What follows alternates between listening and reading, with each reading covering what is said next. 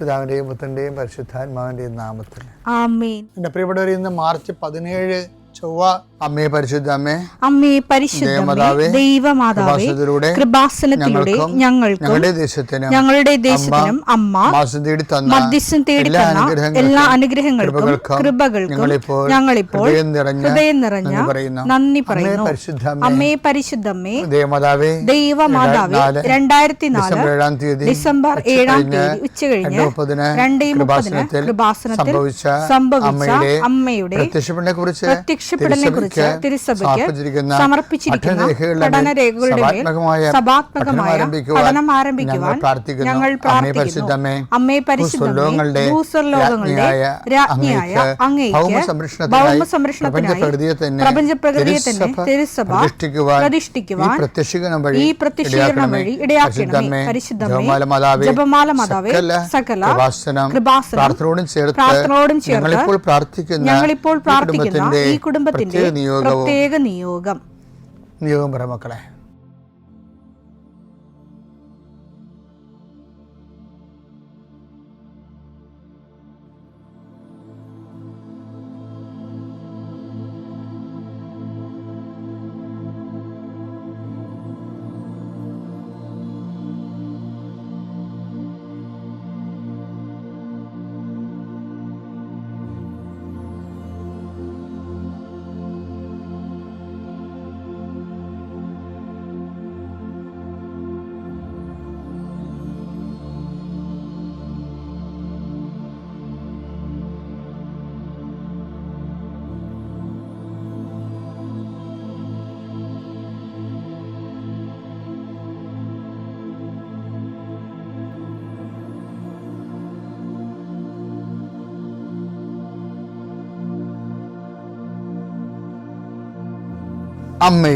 അമ്മയുടെ പ്രത്യക്ഷീകരണത്തിന്റെ ഈ അനുഗ്രഹവേളയിൽ ഞങ്ങൾക്ക് സാധിച്ചു തരുവാൻ കനിയണമേ. ആമേൻ. വിശ്വാസ പ്രമാണം.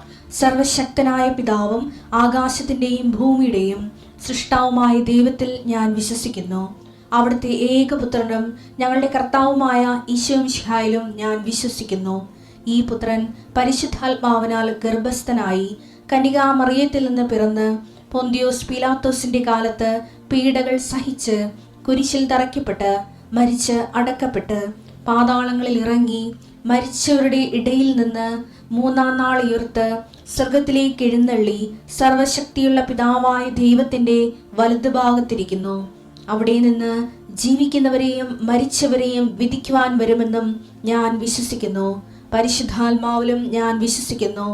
വിശുദ്ധ കത്തോലിക്കാ സഭയിലും പുണ്യവാന്മാരുടെ ഐക്യത്തിലും പാപങ്ങളുടെ മോചനത്തിലും ശരീരത്തിന്റെ ഉയർപ്പിലും നിത്യമായ ജീവിതത്തിലും ഞാൻ വിശ്വസിക്കുന്നു. ആമേൻ. സുഖസ്ഥനായ ഞങ്ങളുടെ പിതാവേ, അങ്ങയുടെ നാമം പൂജിതമാകണമേ. അങ്ങയുടെ രാജ്യം വരണമേ. അങ്ങയുടെ തിരുമനസ് സ്വർഗത്തിലെ പോലെ ഭൂമിയിലും ആകണമേ. അന്നു വേണ്ടുന്ന ആഹാരം ഇന്ന് ഞങ്ങൾക്ക് തരണമേ. ഞങ്ങളോട് തെറ്റ് ചെയ്യുന്നവരോട് ഞങ്ങൾ ക്ഷമിക്കുന്നത് പോലെ ഞങ്ങളുടെ തെറ്റുകൾ ഞങ്ങളോടും ക്ഷമിക്കണമേ. ഞങ്ങളെ പ്രലോഭനത്തിൽ ഉൾപ്പെടുത്തരുതേ, തിന്മയിൽ ഞങ്ങൾ രക്ഷിക്കണമേ. ആമേൻ. നന്മ നിറഞ്ഞ മറിയമേ, സ്വസ്തി. കർത്താവ് അങ്ങയുടെ കൂടെ സ്ത്രീകളിൽ അങ്ങ് അനുഗ്രഹിക്കപ്പെട്ടവളാകുന്നു. അങ്ങയുടെ ഉദരത്തിൻ ഫലമായി ഈശോ അനുഗ്രഹിക്കപ്പെട്ടവനാകുന്നു.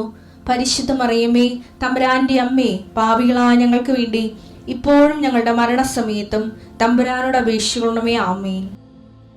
കർത്താവേ, നിന്റെ ഉന്നതമായ നാമത്തിന് സ്തോത്രം ചെയ്യുന്നു. കർത്താവേ, നിന്റെ വിശുദ്ധ പൗരോഹിത്യത്തെ മഹത്വപ്പെടുത്തണമേ. കർത്താവേ, സഭയിലുള്ള സാന്നിധ്യം പ്രകടമാക്കണമേ. 40 വർഷം ഞാൻ അർപ്പിച്ച കുർബാനയുടെ യോഗ്യതയാണ് കൃപാസ്ഥാനത്താറെ ജീവനോടെ പ്രത്യക്ഷപ്പെട്ട മാതാവിൻ്റെ പ്രത്യക്ഷീകരണത്തിൻ്റെ യോഗ്യതയാൽ അൾത്താരയിൽ നടന്ന 10,000-കണക്കിന് ആരാധനയുടെ ശക്തിയാൽ ദൈവവേദന, മനസ്സ്, ശരീരം, ആരോഗ്യം ഏതെല്ലാം മേഖലകളിൽ എൻ്റെ മക്കൾ ഇന്ന് ഞെരുങ്ങുകയോ വിഷമിക്കുകയോ ചെയ്യുന്നുണ്ടെങ്കിൽ കർത്താവിൻ്റെ രക്തം നിങ്ങൾ തളിക്കപ്പെടട്ടെ. യേശുവിൻ്റെ നാമത്തിൽ വിങ്ങുന്ന മനസ്സാണ് നിങ്ങളുടെ എങ്കിൽ, സാമ്പത്തിക തകർച്ച ഉള്ളത് കാരണം, ചെയ്തുകൊണ്ടിരിക്കുന്ന കാര്യങ്ങൾ മുടങ്ങിപ്പോയത് കാരണം, വരുമാന സ്രോതസ് അടഞ്ഞു പോയത് കാരണം, പഠിക്കേണ്ട കാര്യങ്ങളും വിസ പ്രോസസ്സിങ്ങും നാട്ടിലുള്ള പരീക്ഷകളും ടെസ്റ്റുകൾ പരീക്ഷ ഫലങ്ങൾ പ്രതീക്ഷിക്കുന്നവരെ എൻ്റെ വിഷയത്തിന് PSC ടെസ്റ്റ് പിടിച്ചെന്നെങ്കിലും ആഗ്രഹിക്കുന്നവരെ അതെല്ലാം ഈ ഒറ്റ പ്രാർത്ഥന കൊണ്ട് ദൈവത്തിലെ നിന്നെ ഏറ്റെടുക്കുകയും നിൻ്റെ ആവശ്യങ്ങൾ അറിഞ്ഞ് നിന്നെ സന്ധിക്കുകയും ചെയ്യും. നീ കടം കൊടുത്തിട്ടുള്ളവർ, അത് കിട്ടാത്തവർ, നിന്നോട് കടം വാങ്ങിച്ചിട്ടുള്ളവർ, അത് തരാത്തവർ, എല്ലാം കൊണ്ട് നീ ഞെരുങ്ങുന്ന വിഷയങ്ങളെല്ലാം കൃപാസ്ഥാനത്താരെ ജീവനോടെ പ്രത്യക്ഷപ്പെട്ട പരിശുദ്ധ അമ്മ നിൻ്റെ ഇന്നിൻ്റെ സങ്കടങ്ങളെ കണ്ണുനീരിനെ ഏറ്റെടുക്കുകയും എൻ്റെ ഈശോയുടെ നാമത്തിൽ ഞാൻ നിന്നെ ആശീർവദിക്കുകയും നീ ശക്തിപ്പെട്ട് രാത്രി തിരിച്ചെത്തുന്നവരെ കർത്താവിൻ്റെ കൃപ നിന്നെ പിന്തുടരട്ടെ. പിതാമ്പുത്രനും പരിശുദ്ധാത്മാശ്വരിച്ച് നീക്കുവാമേ. ഈ ദിവസങ്ങളൊക്കെ പഴങ്കഥകൾ പറയുകയാണ്. ഇത് 88 ഒരു പള്ളിയിലിരിക്കുകയാണ്. ആ പള്ളിയുടെ പേരൊന്നും പറയണില്ല. അപ്പോൾ ഈ പറഞ്ഞ ആൾക്കാർക്ക് മനസ്സിലാകും. ഞാൻ ആ പള്ളി ഇരിക്കുമ്പോൾ ഞാനത് അന്ന് കുറച്ച് അവശനാണ്. എന്ന് വെച്ചാൽ ഇന്ന് അവശനല്ലെന്നൊന്നും പറയണില്ല, ഇന്ന് ഇത്തിരി അഭിഷേകമുണ്ട് അവശനാണെങ്കിൽ. അപ്പോൾ അന്നെന്ന് പറയണത് അത്രയും അഭിഷേകമൊന്നും ആയിട്ടില്ല. അപ്പോൾ അത് വർക്കിനൊക്കെ അത് ബാധിക്കുന്നുണ്ട്. അപ്പോൾ എനിക്ക് പരിചയമുള്ളൊരു കന്യാസ്ത്രീയുണ്ട്, അടുപ്പമുള്ള വെച്ചാൽ അവർ ഹെഡ് മാസ്റ്ററാണ്, റിട്ടയർ ആയതാണ്, ഇപ്പോൾ വിശ്രമ ജീവിതമാണ്.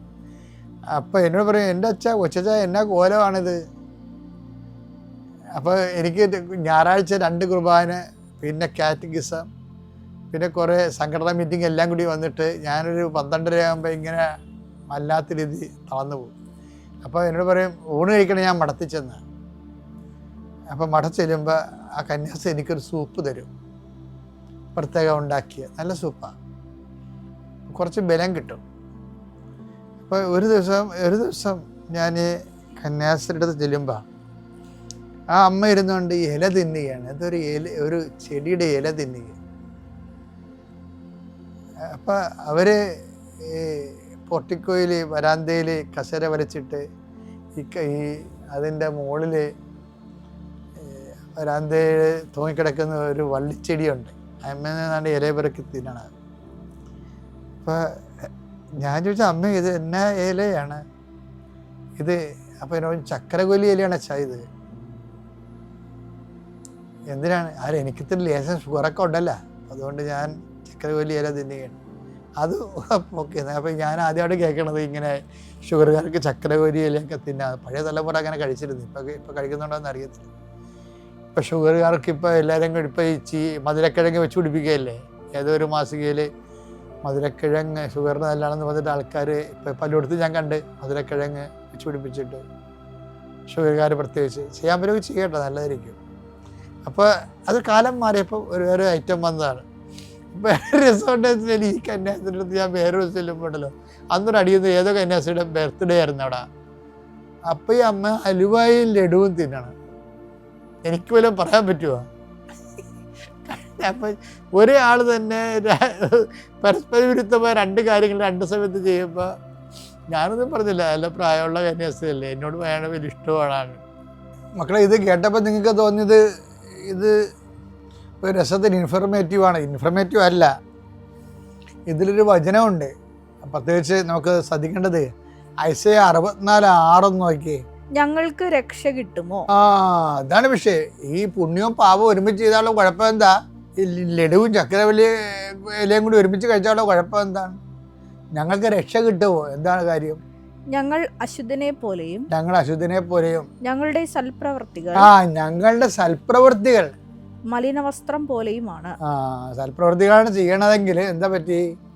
പാപം പുണ്യത്തിൻ്റെ കൂടി പാപം കാരണം ഞങ്ങളുടെ സൽപ്രവൃത്തികൾ മലിന വസ്ത്രം പോലെയുമാണ്. അപ്പം അതിൻ്റെ കുഴപ്പം എന്താണ്?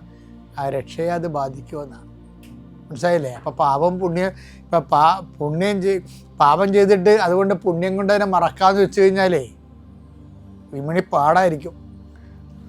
അബോർഷനും തോന്നിയവാസവും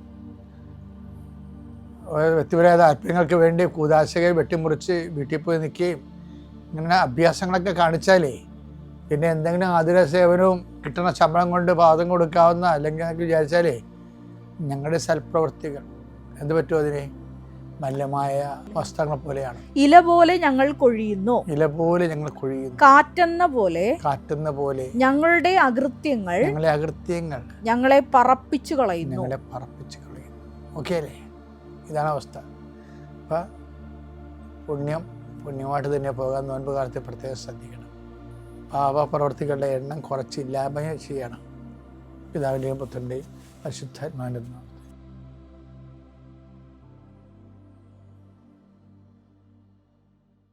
അത്യപൂർവ ദൈവാനുഭവങ്ങൾ ഇനി നിങ്ങൾക്കും സ്വന്തം.